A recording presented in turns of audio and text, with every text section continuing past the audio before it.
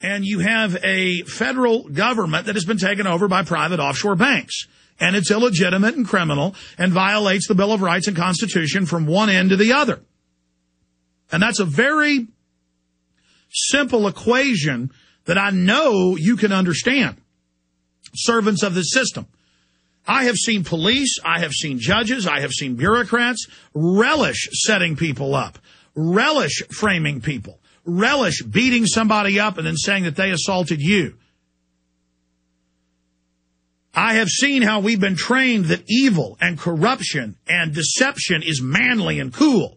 And Jack Bauer on 24 tortures innocent people, but he's a good guy.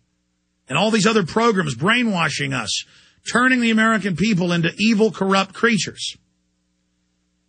Our country has been illegitimately hijacked. It's bigger than the political parties. It's a financial dictatorship.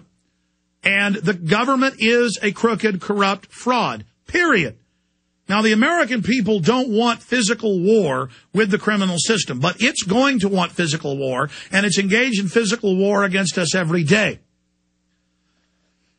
And people everywhere are waking up to this injustice, and I just want the police and military and bureaucrats and everyone else to realize the American people and the people of the world who are being tyrannized are human beings. We have value.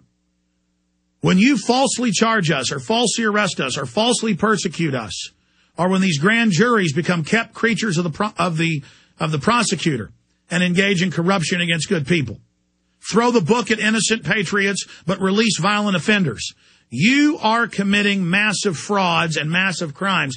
And it doesn't matter if your corrupt system gives you a green light to do it and tells you it's okay. You know in your gut it's wrong and it's not cute and it's not funny. Now, as a society, we are at a crossroads. And I just ask servants of the establishment, even if you've engaged in corruption and lied to yourself about it and rationalized why you're doing it, it's not too late for you to turn back and just at least start being a better person and start treating people like human beings and stop engaging in corruption and violations of the Bill of Rights and Constitution. Because the bankers have decided to bring us into depression.